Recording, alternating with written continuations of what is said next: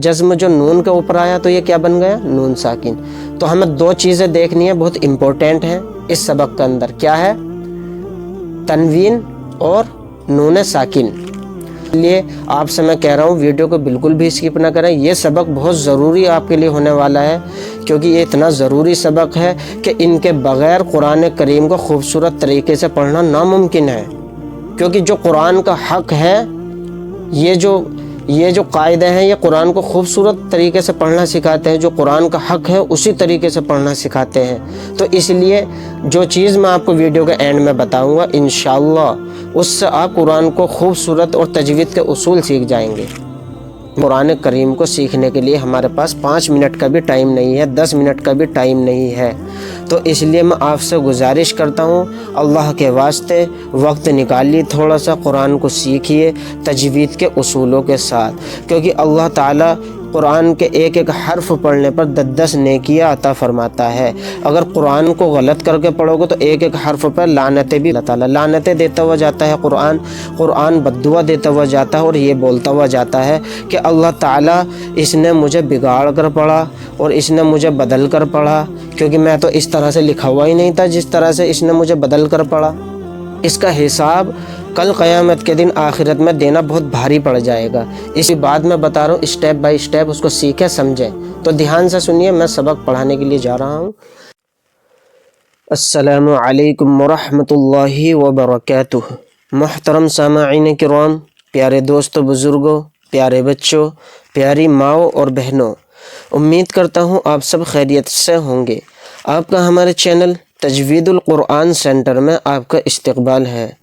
ناظرین، آج کا ہمارا سبق نورانی قاعدے کے اندر سبق نمبر 9 یعنی تختی نمبر 9 اظہار کا سبق ہے۔ سبق پڑھانے سے پہلے میں آپ سے چھوٹی سی درخواست کرتا ہوں، اگر ہمارے چینل پر آپ نئے ہیں تو چینل کو سبسکرائب کر لیجئے اور بیل آئیکن کو پریس کر دیں تاکہ ہر آنے والی ویڈیو کا نوٹیفیکیشن آپ تک پہنچ جائے۔ بنا کسی دیری کے سبق کو شروع کرتے ہیں۔ اعوذ باللہ من الشیطان الرجیم، بسم اللہ الرحمن الرحیم۔ تختی نمبر 9 اظہار، تنوین و نون ساکن کا قاعدہ نمبر 1۔ تو ہم پہلے یہ سمجھ لیتے ہیں کہ تنوین اور نون ساکن کس کو کہتے ہیں۔ تنوین یعنی کہ 2 زبر 2 زیر 2 پیش، یعنی وہ 2 زبر بھی ہو سکتے ہیں، 2 زیر بھی ہو سکتے ہیں، 2 پیش بھی ہو سکتے ہیں، اس کو کیا کہتے ہیں؟ تنوین۔ اور نون ساکن کس کو کہتے ہیں یہ بھی سمجھ لیتے ہیں، یعنی کہ نون کے اوپر یہ جس طرح سے دال جیسا جو جزم ہے نا، چھوٹا سا یہ جزم جو ہے، اس کو کیا بولیں گے؟ نون ساکن۔ 2 چیزیں دیکھنی ہیں، بہت امپورٹنٹ ہیں اس سبق کے اندر۔ کیا ہے؟ تنوین اور نون ساکن۔ حروف حلقی 6 ہیں، حمزہ ہا، عین ہا، غین خا۔ تو ناظرین، یہ جب میں پارٹ 2 لاؤں گا اس کا ایڈوانس میں، یہ تو میں بیسک پڑھا رہا ہوں آج، جس کو سمجھنے کے لیے ان 6 حرفوں کا یاد کرنا بہت ضروری ہے۔ جب تک کل تک ہماری ویڈیو آئے گی اس سے پہلے آپ اس کو بغیر دیکھے حمزہ ہا، عین ہا، غین خا، اس کو آپ یاد کر لیجئے بنا دیکھے۔ تنوین یا نون ساکن کے بعد حروف حلقی آوے تو نون کو ظاہر کر کے بلا غنہ کے جلد پڑھیں گے۔ بلا غنہ یعنی غنہ نہیں کرنا ہے، اس میں بغیر غنہ کے پڑھیں گے۔ بلا غنہ کا مطلب غنہ نہیں کرنا ہے، نون کو ظاہر کر کے بلا غنہ کے جلد پڑھیں گے، اس کو اظہار کہتے ہیں۔ یا زبر طوی، را دو زبر ون، طیرن، حمزہ زبر ا، با الف زبر با، ابا، با یا زیر بی، ابابی، لام زبر لا، ابابیلا، طیرن ابابیلا۔ اس میں را کے اوپر تنوین آ رہا ہے اور تنوین کے بعد یہ حمزہ آ رہا ہے، یہ الف نہیں ہے، کیونکہ الف ہمیشہ خالی ہوتا ہے۔ الف کے اوپر اگر زبر آ جائے، زیر آ جائے یا پیش آ جائے تو وہ کیا بن جاتا ہے؟ حمزہ۔ تو یہ تنوین یعنی 2 زبر 2 زیر پیش کو کہتا ہے، تو یہاں 2 زبر ہیں، 2 زبر کے بعد یعنی کہ تنوین کے بعد حمزہ آ رہا ہے، اور حمزہ کس کا ہے؟ حروف حلقی کے 6 حرفوں میں سے ایک حرف ہے. تو یہاں کیا ہوگا؟ اظہار. تو اس میں جو رن میں را دو زبر رن میں جو نون کی آواز نکل رہی ہے اس کو ظاہر کرنا ہے، اس میں گننا نہیں کرنا. کیسے؟ طیرن ابابیل، رن اس طرح سے ظاہر کرنا ہے. نون الف زبر نا، را دو پیش رن، نارن، ح الف زبر ح، نارن ح، میم زیر می، نارن حامی، یا زبر یا، نارن حامیہ، تا دو پیش تن، نارن حامیتن. اسی طرح سے را کے اوپر تنوین آ رہی ہے، یعنی کہ دو پیش ہیں تو اس کو بھی تنوین بولیں گے. تنوین کے بعد والا حرف کیا آ رہا ہے؟ بڑا ہا. تو یہ رہا حروف حلقی کے 6 حرفوں میں سے ایک حرف بڑا ہا بھی ہے، تو یہ تنوین کے بعد آ رہا ہے. تو ایسے ہی را دو پیش رن کے نون کو بھی ظاہر کر کے پڑھیں گے، اس میں غنہ نہیں کریں گے. نارن، ح الف زبر ح، نارن ح، میم زیر می، نارن حامی، یا زبر یا، نارن حامیہ، تا دو پیش تن، نارن حامیتن. تو یہ ہماری ایک مثال پوری ہوئی، یعنی کہ تنوین کے بعد حروف حلقی کے یہ ہم نے سمجھ لیا. اب نیکسٹ لام زیر لی، میم نون زبر من، لمن، خو زبر خو، لمن خو. اب دیکھیے نون کے اوپر جزم آیا تو یہ کیا ہو گیا؟ نون ساکن.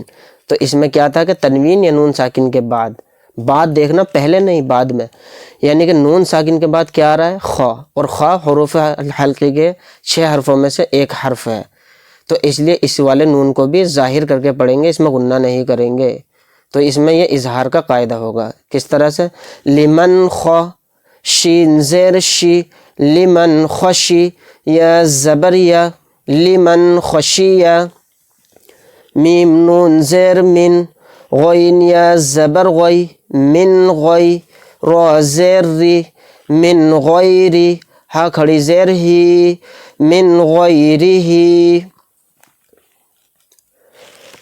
یا واو زبر یو، میم زبر ما، یوم، حمزہ زیر ای، یوم ای، ذال دو زیر ذن، یوم اذن، عین زبر ع، لام یا زبر لی، علی، ہا الف زبر ہا، علیہا، یوم اذن علیہا، میم نون زیر من، ہا پیش ہو، من ہو، خو زیر خی، تو الف زبر تو، خطو، با دو زبر بن، خطابا، منہ خطابا.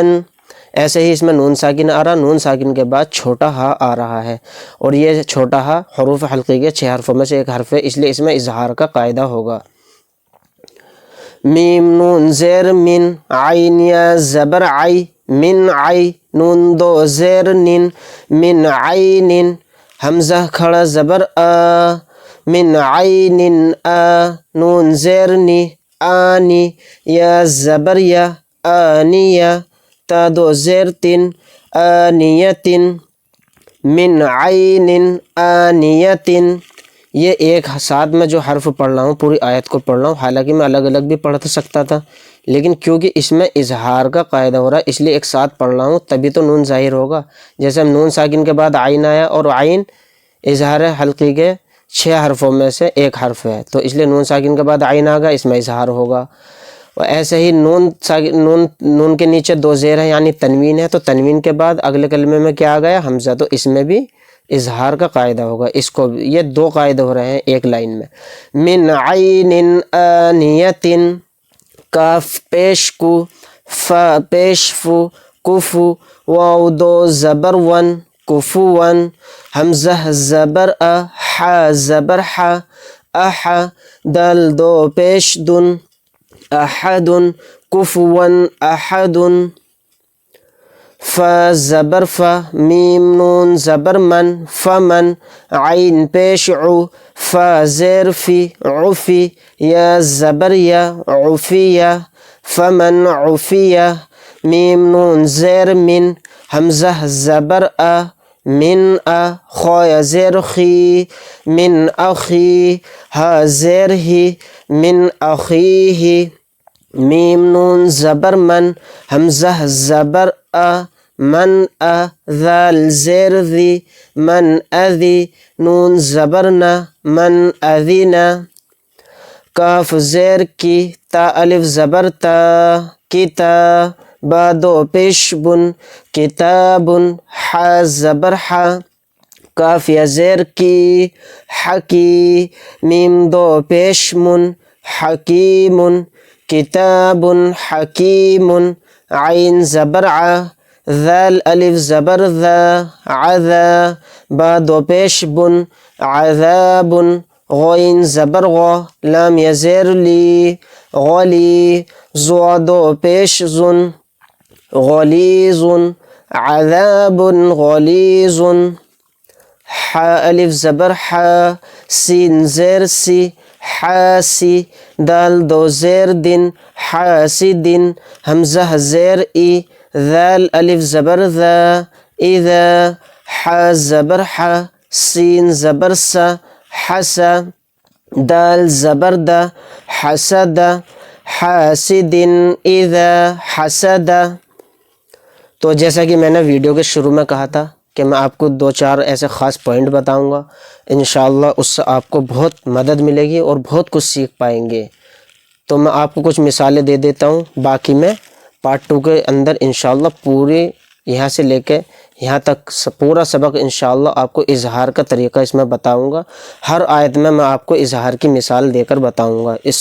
تو مثال کے طور پہ میں نے آپ کو یہ دونوں تو سمجھا دیے تھے اور یہ بھی میں نے سمجھا دیا تھا۔ اب اس میں نون ساکن آ رہا ہے، یہ نون ساکن دیکھیں گے ہم، نون ساکن کے بعد یعنی غین آ رہا ہے، تو پھر اگر ہمیں یہ 6 حروف اچھے سے یاد ہوں گے، حمزہ ہا، عین ح، غین خ، تو تبھی ہم یہ اظہار کا قاعدہ پہچان پائیں گے۔ اگر ہم کو یہ یاد نہیں ہوں گے تو ہمیں کیسے پتہ لگے گا؟